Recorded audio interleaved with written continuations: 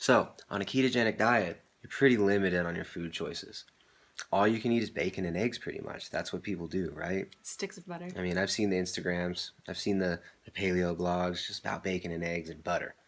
No, that is absolutely untrue. A ketogenic diet can be so dynamic, so rich. It's such a celebration of the variety of foods that we have available. Exactly. So if you're trying to lose body fat and you're worried that a ketogenic diet is restrictive, this is the video for you. And if you're trying to lose body fat and you think a ketogenic diet is restrictive and all you've seen is this crap about bacon and eggs all day and these people just shoving bacon down the gillet, well, we don't eat bacon at all. I do like eggs though. So check out the Ketogenic Edge Cookbook. There's an entire, this is like 5 years of experience and knowledge of not only doing this in our own home with our family, our lovely daughter, and ourselves, but also working with hundreds of clients. We're all about variety. It's about celebrating life. It's about celebrating the nutrient-dense, organic, delicious foods that we can enjoy on a regular basis. So we want to show you just some of the fats that we've got in our kitchen. This isn't all the fats that are available in a ketogenic diet, but this is just to give you a little idea of what is available. Now, if you want to find out more, you can check out the Ketogenic Edge Cookbook. 5 years of experience and knowledge distilled into one book, over 137 recipes, basically trains you how to be a ketogenic master chef. There's a lot of theory in there as well. The entire first section is about what a ketogenic diet is and how to implement it properly. And we call it a training manual for low-carb, ketogenic, and paleo cuisine, because that's what it is. It's more than just a cookbook. So check it out on our website, on primaledgehealth.com. It's not available on Amazon, only available on our website, primaledgehealth.com. Now here is what we've got in our kitchen, and these are the fats that we get down on a regular basis in our family.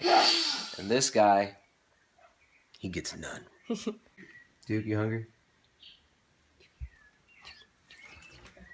All right, guys, check it out. We've set it all up for you right here. We've pulled all the fat sources that we've got in our house, our favorite sources of fat pretty much, and we've got them all here laid out on the table.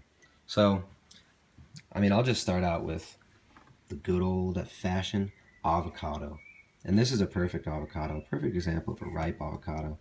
My favorite type of avocado. Nutrient-dense, full of potassium, which you need when you're starting a ketogenic diet because you do dump electrolytes. So I'll say that right here, this is the one that piques my interest the most at this moment because that's what I'm going to eat in a few minutes. Jessica, what's something you want to point out?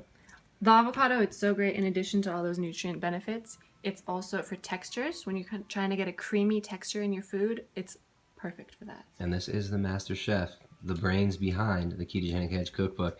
There's a lot of information in this book and a lot of different ways that you can use avocados and plenty of recipes using avocado in the book. They're available almost all over the world for the whole year around. So they're a really good resource to have.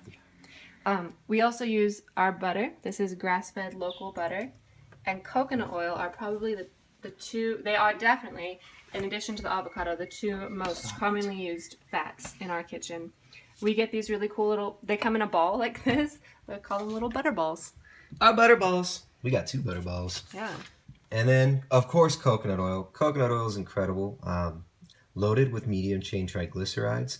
When you're first starting out a ketogenic diet, medium-chain triglycerides can be very, very helpful because they are converted almost instantly to ketones by the liver. Then behind that, we've got a bottle of olive oil. Now this is some Peruvian olive oil. Because we live in the mountains of Ecuador, importing olive oil from places like California or Italy are not really the best option for us. And Peruvian botija olives actually make one of the most incredible, nutrient-dense, and delicious olive oils. And the biggest difference here between, you see how these fats here, we have the coconut oil and we have butter. They are solid at room temperature. In here in the bottles are cold-pressed liquid oils, which are best for not cooking. So to adorn your salad, to put on some fresh vegetables. Right, and that's something you talk about in the book as well. Yeah. Which oils do you want to cook with? What fats are good for cooking? And what are good for just putting on foods? And olive oil, such as this, is much better when used raw or when cooking at low temperature. So you definitely are not going to want to fry eggs in olive oil. You're definitely not going to want to fry anything in olive oil or high heat it because it has a very low smoking temperature. Coconut oil and butter, far better options for that. And let's move on to what's next to it. These are some other fats that are actually... I would recommend. These are other fats that are actually solid at room temperature. That means they have a high saturated fat content and are therefore much more stable. So coconut oil, which is solid at room temperature unless you live in a place that is very hot, and butter, as well as tallow, are very good for cooking at higher temperatures. So what were you going to say there, lovely lady? We don't fry food much, but if I were to ever fry, I would say definitely use a tallow. Tallow. Tallow comes from the suet of a grass-fed animal. It's the fat of an animal. Yeah, it goes around the kidney and then down the loins. Fat of the land. So you have here, this is the beef tallow, and this is a sheep tallow. Wow. They're very different. Look at the texture of both. Now, it seems the smell. sheep tallow is much softer. Yes. The sheep tallow, let's see the smell. Oh, that's incredible. And that's also incredible. I'd say that the beef tallow has a much more robust and how would you describe that? It's a bit more subdued. For me, I'm also used to the beef tallow, so it's like a well-rounded flavor. Bias, yeah. The sheep is more pungent. Sheep is very I would pungent. say. What I do use this a lot for, I used to make candles, but currently I'm making a lot of pemmican, which is tallow melted down with herbs and spices and dried meat. And who invented pemmican? You? Yes. No, it's a Native American staple. Yeah, it's actually been used for thousands of years as a travel food. And pemmican, we've actually got an incredible pemmican recipe in the Ketogenic Edge cookbook. Probably the only cookbook you're going to find that'll teach you how to make that crucial survival food and incredible food for hiking Exactly. for long journeys. And it stores very, very well at room temperature. It doesn't spoil. And that is pemmican. This is our selection of nuts and seeds. There we go. Got a bunch of seeds and nuts here. What do we have here? I see this first. Is that flax seed? That is brown flax. There's also golden flax, which a lot of people like even better than brown flax. I think one of the cool recipes you got in the book with the flax is, didn't you have like some flatbreads or some The pancakes? flatbreads, oh yeah. Oh, super Yeah. good. Also, I have a raw flax cracker, That's which is true. another thing in addition to the pemmican that you can pack really easily and it travels well on a hike. Yep. Flax crackers. You can make them in a dehydrator or you can make them in your oven. Yep. Now, what about this? What we got here? That is some chia seed. Good old chia seed. Yeah, both of these are very rich in fiber. If you put water in them, they soak up the liquid and they become very gelatinous. In the book, there is a chia seed, like a breakfast pudding that you can make with cream or coconut milk. Oh, let's back up a bit just before we move on, because I remember we did the olive oil, but we didn't talk about sacha inchi oil and Brazil nut oil. Now, these are kind of funky. These are oils that you definitely don't want to cook in. Now, the sacha inchi seed is very rich in omega-3 fatty acids. This is sacha inchi seed. Now, these are lightly toasted sacha inchi seeds. They have a delicious flavor, very high in fat, are a good source of fiber, and got some good proteins in them as well. Very highly beneficial ketogenic seed that are super tasty and really good just as a snack. You know, just bringing them with you, snacking them on them. Love them. You do not want to cook at high temperatures in this oil. This is something you put on salads or, adorn certain foods with it. I guess adorn is not a good word. You dress certain foods with it. This is Brazil nut butter. Now, here's some Brazil nuts. Brazil nuts are incredible. They're one of the most amazing nuts from the Amazon. Now, Brazil nuts only grow on trees that are, I believe, over 100 years old. the tree that the Brazil nut grows on, I think it's gonna grow up to like 400 feet tall, super, super high, and it's got this big, dense shell. There's only one animal that lives in the jungle, and it's a type of rat. It's like this big old rat with these giant teeth. That's the only animal that can actually open up the Brazil nut. Wow. This Brazil nut oil is super, super high in selenium. You don't want to overdo it because you don't want to overdo the selenium. This is something that we use kind of almost as a medicinal source of fats. Now, it's something we've been experimenting with lately. I'm not going to tell you the dose that you should use of it. Something you have to find out for yourself because there are a lot of opinions out there. I know people who use very high doses of it and say they love it and they use it for thyroid. I don't know if it's true that it will help thyroid, but it does have a lot of selenium in it, which is very, very beneficial for detoxification and for general health. Selenium is very, very good for you, and you don't get it from very, very many other sources in the diet. And while we're at it, I'm going to show you this. This is caprylic acid. This is not MCT oil. This is from the brand calls it Keto MCT. That's a marketing thing. It's not your standard MCT oil. This is straight up caprylic acid. Very, very beneficial, highly potent antifungal, very good for your gut health. So potent antifungal, good for gut health, good for digestion. This is not something you use in high levels. I'm not into using MCT oil on a regular basis. It's not something I use. When's the last time? You kind of use it sometimes, right? Very occasionally. Yeah, occasionally. It's good for quick energy. If you're starting out a ketogenic diet and you need quick energy, MCT oil can be good, but I'm not such a fan of the more processed oils. But this is kind of a medicinal grade oil of pure caprylic acid. I think it's something cool to have around. Good for the gut, very potent antifungal, and very, very beneficial as a medicinal type supplement. But is it a food? Not a supplement. So I just use that in like 1 teaspoon quantities once to twice a day, occasionally. All right, so let's go back to the nuts and seeds. What else we got here? What are these? Well, we showed these, right? These are the Sachi sachi seeds. Delicious. We have pumpkin seeds. Pumpkin seeds, also antifungal. Also. These are pretty versatile too. You have some cool pumpkin seed recipes in the book, don't you? Yeah. With the crackers and stuff. I like making crackers with them. I have a few bars, like a protein bar or a nut and seed bar. They're obviously also very good, very easy to travel with. Pop them in a little bag. Now, of course, nuts and seeds can be easy to overeat. So Oh, yeah. if you're starting out a ketogenic diet, there's this whole thing of like fat bombs. That's such a gross word, right? We're not into that. We've actually used that word on a couple of our recipes just because it's such a popular keyword. I don't understand why people like that word. I think it's a disgusting term, fat bomb. Although I don't think fat is a disgusting term. I just think the connotation people have with it is not so nice. But yeah, these are great for getting in some healthy fats and proteins on the go if you need to. But if you're trying to lose body fat, snacking on nuts and seeds can be a slippery slope, folks. So don't just bring a bunch of nuts and seeds around you and munch on them all day thinking you're going to lose body fat. What are these? Macadamias. Ooh, look at how empty that is. We used to have like 3 pounds of that a few weeks ago. Those are delicious. And these are sprouted.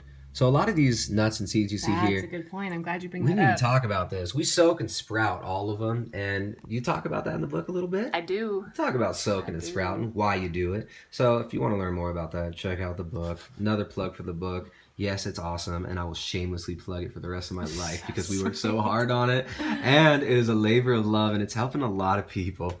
All right, what is this? These are jungle peanuts. Jungle peanuts. Fresh jungle peanuts.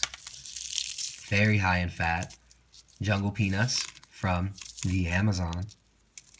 Now these peanuts are free of aflatoxins, which most commercial peanuts are crap quality, and we do not recommend using things like commercial peanut butter and stuff like that. Not so into it. But these are sprouted jungle peanuts, locally available here. And you can get jungle peanuts in the United States. They're very rich, they're very fatty, and they do have a more favorable fatty acid profile than traditional peanuts. Which we just said we don't like commercial peanut butter. Look at these hypocrites. They've got a thing of peanut butter right here on their thing. This is a locally made jungle peanut butter. No, that's not even jungle peanuts. Those are from, these are not jungle peanuts. These are normal peanuts, but these are locally grown, and we know where they come from. They are fresh harvested from a dude that we know.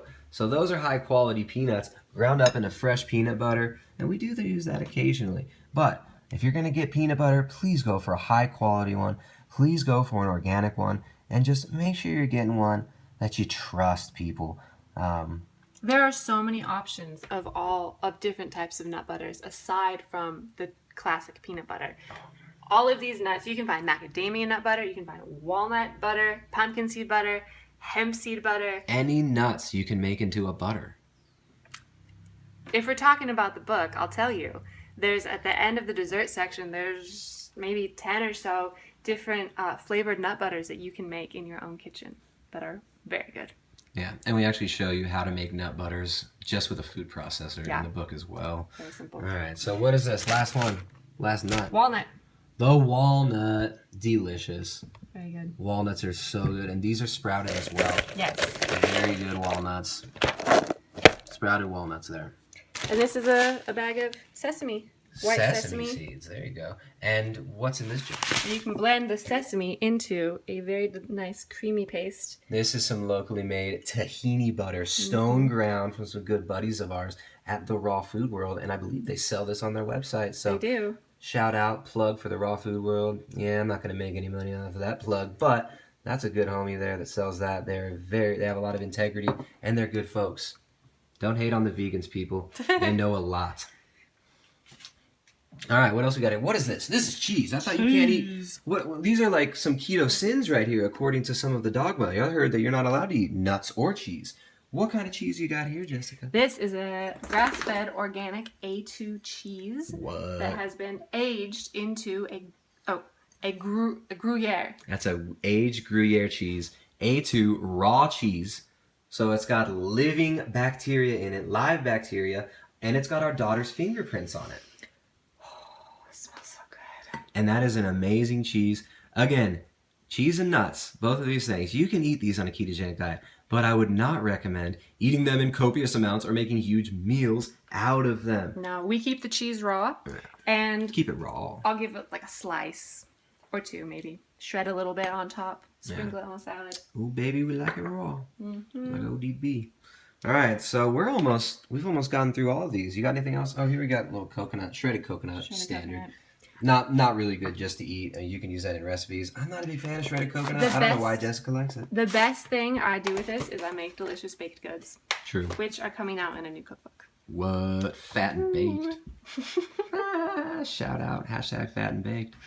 All right. There's probably a lot of fat and baked people watching this right now. Yeah. Could be. Hey, shout out to everybody who's fat and baked. Love you guys. All right. I think these are the last two here.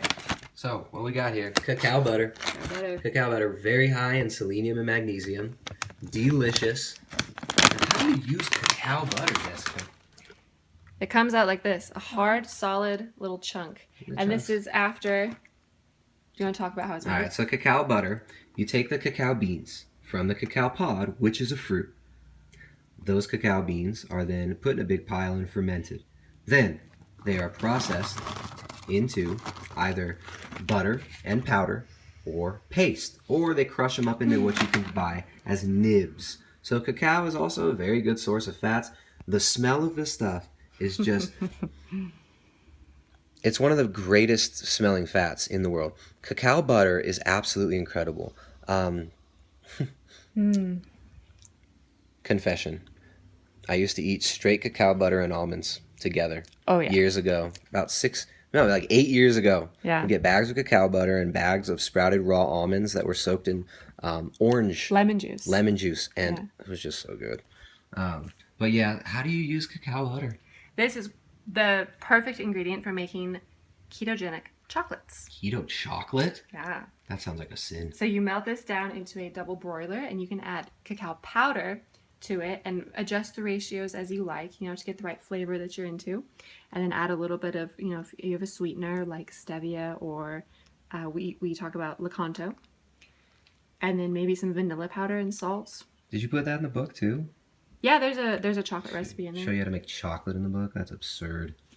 All right, so if you take cacao butter and you mix it with cacao powder, you can get the desired consistency and deepness and darkness of chocolate that you want. Now this, what is this, Jessica? This is cacao paste. Now cacao, this is not even open. We're not It is going to open not. it though. That's cacao paste, and that is just the pure cacao beans thrown through either a stone grinder or pressed in a big old hydraulic press to turn into that. And that's before it's been separated. Before the powder has been separated from the butter, you get the paste. So that's 100% cacao. That's just dark chocolate. 100% cacao. Very dark, very rich, very deep. A lot of magnesium. If you're needing to get magnesium in, cacao, a little bit of chocolate, can be a great way to do that. Now, you can't really see the texture so well because it's in the plastic bag, but that stuff is very delicious. Now, if you're going to make chocolate, I prefer to use cacao butter and paste for newbies. For me, I like the deep dark chocolate. I really like the cacao paste. But and here's the cacao paste. You want to break one and show them what they look like? It will always look like this. It's never, people hear the word paste and they think it's going to be like a creamy nut butter or something. It's just what they call it. Here they call it pasta de cacao. Pasta? Which is even more confusing. So that's just 100% chocolate, folks. Delicious. Very, very nutrient dense. A lot of magnesium, a lot of selenium. Very, very potent antioxidants and polyphenols that will feed beneficial gut bacteria. So we just good stuff. Recently, this last month, we posted up a few cacao recipes on our blog. Cool. Some really, they're so good. Thinking about them. All right. Must be lunchtime. So check out the blog, primaledgehealth.com. There's a few recipes how to use cacao. And is there a chocolate recipe? Yeah, that's what I'm saying. You put a full-on chocolate recipe up, and I'll post that again on the Facebook page so people can check it out. But that's what we got for you, folks. We got a bunch of delicious avocados. Unfortunately, none of these are ripe yet. Sad face emoji. That's it. Cold-pressed oils, heavy saturated fat oils, nuts and seeds, fatty cheeses, nut butters, and this is how we do it. That's what's up. Find more at primaledgehealth.com. Make sure to check out the Ketogenic Edge Cookbook. I'm not sure if I mentioned it yet in this video, guys, but check it out at primaledgehealth.com. Make sure to subscribe and like if you like it, and share it with your friends. You can follow us on Facebook. If you do follow us on Facebook, make sure to turn the notifications on, because we're not paying Facebook to send out our content. So if you want to see our content on Facebook, throw those notifications on, and you will be notified when we put it out. You can also put notifications on YouTube as well. So we got plenty more homework there. There you go. We got plenty more content to come. You can find more at primaledgehealth.com. See you guys next time. Bye.